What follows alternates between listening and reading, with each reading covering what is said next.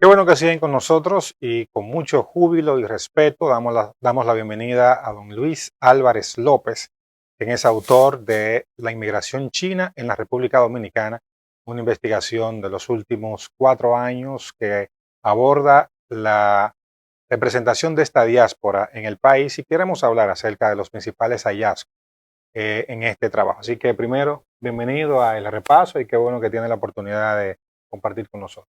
Bien, lo primero es que debo darle las gracias a ustedes y a su equipo. Me siento muy agradecido por la invitación y podemos entrar en materia inmediatamente. Fíjate cómo nació este libro. Yo tengo un doctorado en estudios latinoamericanos y una especialidad en el Caribe hispano. Y retirándome de mi posición en Nueva York, la Universidad de Nueva York, la doctora Muquien del Centro de Estudio Caribeño de la Universidad Pontificia Madre y Maestra me invitó a que viniera al centro y ahí empecé a trabajar con ellos. Me invitó a que participara en este proyecto que tenían, un proyecto grande, vasto, para estudiar la inmigración china en la República Dominicana desde su ingreso al país, el siglo XIX, hasta el siglo XXI.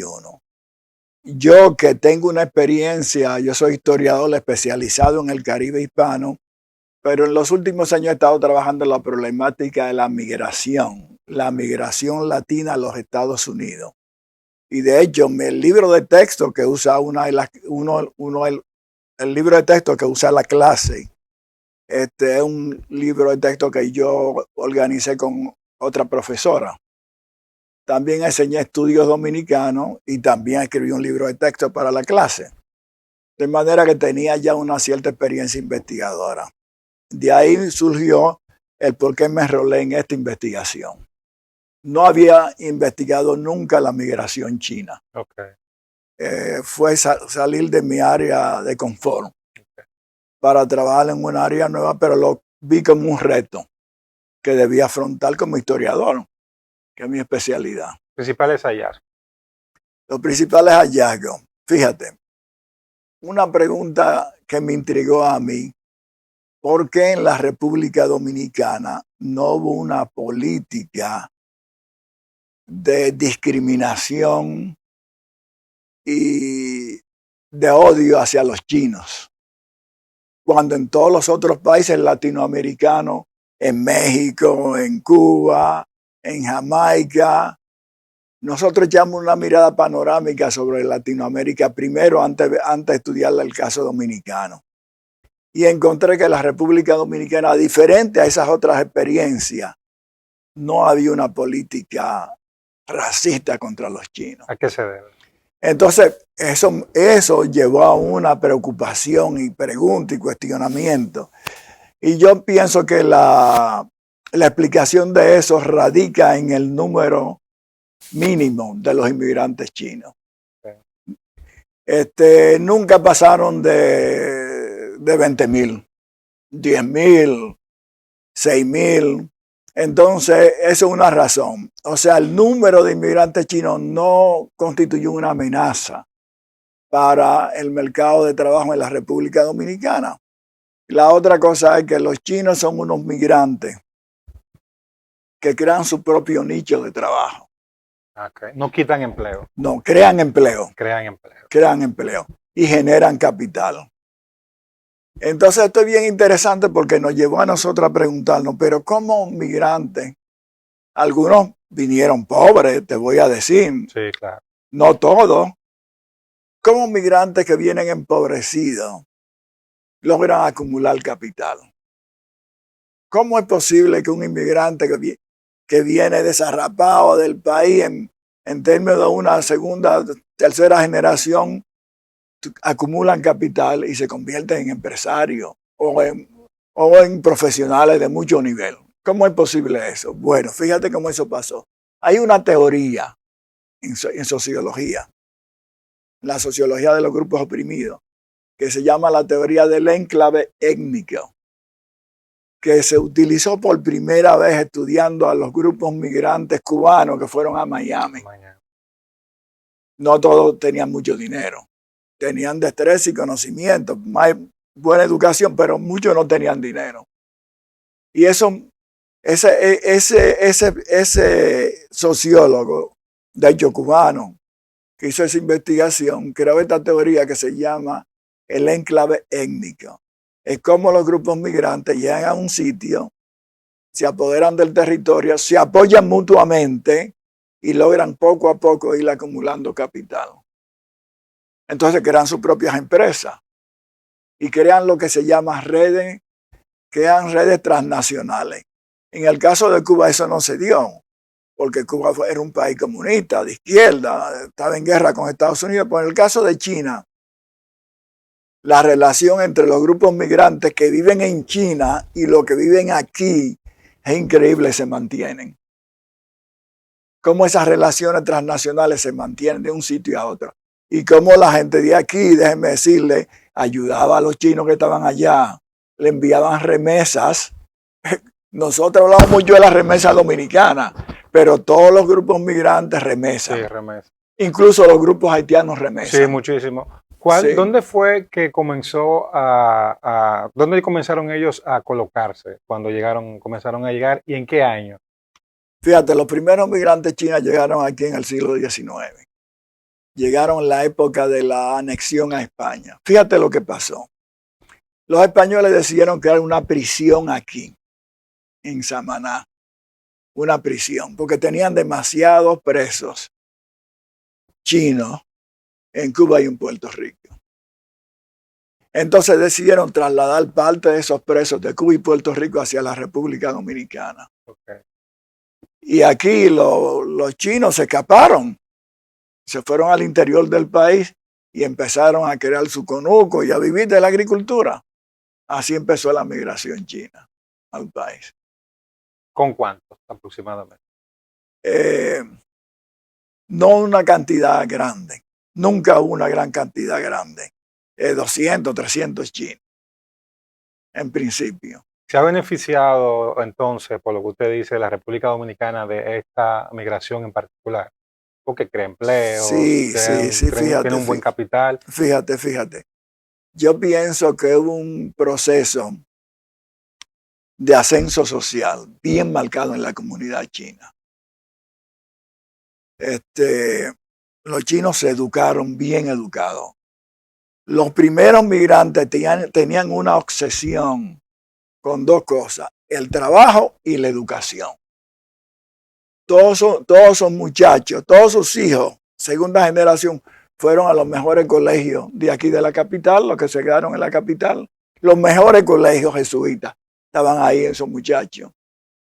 Lo educaron bien educado y siempre trabajando con la familia, con el papá y en la escuela. O sea, una disciplina rígida con el trabajo, pero también un compromiso con la educación 1A. Y yo estudié varias historias de la familia china. Quería averiguar cómo es posible. Pues mira, una tía aquí le abría la puerta a un inmigrante que venía de China, lo tenía en su casa, le pagaba un salario, y ese inmigrante que vino de China logra acumular algún capital aquí, alquila una casa y pone otro negocio y se muda. Pero el apoyo inicial viene de esa tía que lo recibió en la casa. La familia. ¿A qué atribuye usted esta mentalidad, entonces, de la migración china, de establecerse en un territorio extranjero, pero no para ser empleado, sino para crear empleo? Claro. No para ir a buscar un trabajito, sino para generar capital, generar riqueza. Bueno, yo no te sé explicar. Podríamos decir que el hecho de que es una civilización de tantos siglos, tiene una experiencia cultural tan rica, crea condiciones para que los migrantes hagan bien en el exilio, en su trabajo, en el nuevo territorio. No están perdiendo el tiempo. Es una cuestión de una disciplina rigurosa en términos de trabajo y en términos de crear capital. ¿Y cómo se apoyan uno al otro? Eso es increíble. ¿Cómo se apoyan uno al otro? Yo estudié casos de familia, Como los papás, por ejemplo, se sacrificaban. No compraban carro nuevo ni cosas por el estilo, compraban la computadora para el muchacho. Para el estudio. Para el estudio. Para el estudio. Y, por ejemplo, hubo un caso de La Vega, apellido San John San de La Vega. Este chino no era pobre, porque los papás lo enviaron a estudiar a Nueva York. Estudió refrigeración. Los dominicanos que se encontraron con él en Jamaica, unos dominicanos, lo convencieron que viniera para acá. Lo trajeron para La Vega. En La Vega puso su taller. En La Vega acumuló capital y decidió invertir en la agricultura. Exportaba tabaco y exportaba cacao. Acumuló capital. Se hizo inversionista. Creó un restaurante. Wow. Y después creó un hotel en China. En La Vega. O sea, acumuló capital. Es decir, pensó y entrenó también, importante, entrenó toda una generación de gente en La Vega en refrigeración. Jugó un papel bien importante en la sociedad. ¿Cómo se han fusionado la cultura china, que es tan exclusiva, milenaria, y la cultura dominicana, que es tan volátil, se adapta a todo? Fíjate qué pasó. Nosotros pusimos mucha atención en eso. Cómo los chinos se integraron a la sociedad dominicana. Sí. Que hasta hoy uno ve como que cierta resistencia en algunas cosas. ¿Cómo se integraron a la sociedad dominicana? Un elemento bien importante fueron las relaciones interétnicas. O sea, muchos eran casados allá, pero la mayoría eran hombres solteros en edad productiva. Okay. Eso facilitó que se integraran a la sociedad dominicana. O sea, se enamoraron aquí, una dominicana lo conquistó. Sí, siempre la mayoría.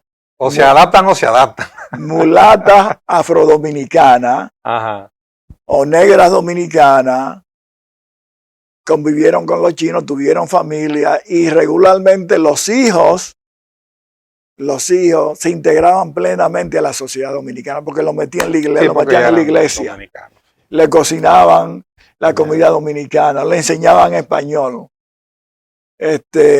Bien interesante cómo el compadrazgo con familia dominicana jugó un papel bien importante en la integración de esa gente. Pero hay otro secreto en la cultura china. Los chinos que inmigran regularmente inmigran solos. Las mujeres quedan atrás. Pero consiguen otra mujer aquí. O sea, se aparean aquí con una criolla.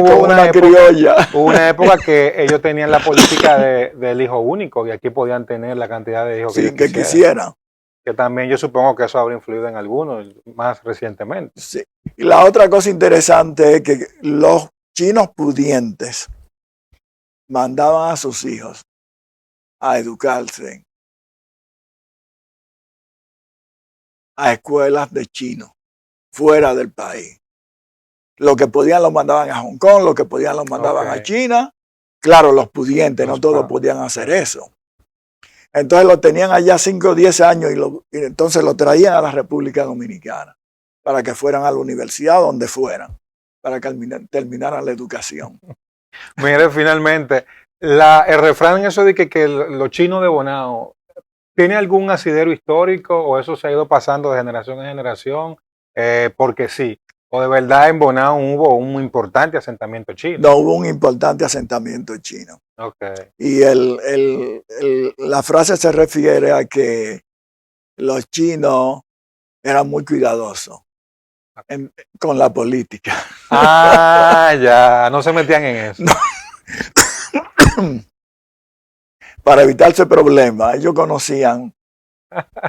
Entonces, para evitarse. Eso vendría siendo la época de Lili. Sí, la época de Lili y de Trujillo. Y de Trujillo también. Sí, Trujillo. Por cierto, no vemos en la política dominicana muchos apellidos chinos. Eso es bien importante. Porque nosotros tenemos turcos, árabes, de hecho. El presidente Abinader es de origen libanés, Sí, pero no tenemos español, Balaguer, sí, Bosch, haitiano por Lilis, sí, Trujillo, sí. pero no tenemos chino. No tenemos chino.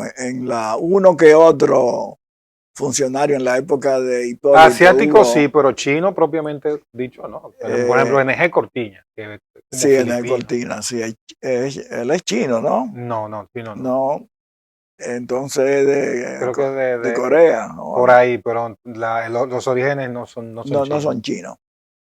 Entonces hay unos cuantos, pero no es tan prominente como en el caso de Perú, por ejemplo, que un presidente fue de Japón, Japonés, Fujimori, Fujimori. sí. Es decir, que eso es importante reconocerlo, mencionarlo. ¿Ha Este, reconocido la sociedad dominicana los aportes de esta migración o usted entiende que deberían ser más reconocidos? no, yo creo que son bien reconocidos y Okay. también, bueno, mi jefa era dominicana. Muquien Muquien, Adriana San. era mi jefa, es china y la familia es china. Viene de una prominente familia china que emigró a Santiago. Comerciante, bien educado y educaron a sus hijos bien. Sí. Es un ejemplo prominente de reconocimiento y el ascenso social que ha tenido y la contribución al país de la familia china, Finalmente, indudablemente. ¿dónde se puede adquirir su obra? Bueno, mira, todavía no está vendiéndose. Ok. Está en el archivo y yo me imagino que ya dentro de un par de semanas lo pondremos a vender. Bueno, le deseamos éxito. Mucha gente que esté interesada en este tema, porque los temas de inmigración generan siempre muchísimas Mucha pasiones y pasión. son muy interesantes rastrear Sí. estos orígenes. Gracias, destacadísimo escritor Luis Álvarez, que nos ha acompañado. Y ustedes no se muevan, que todavía queda más del repaso.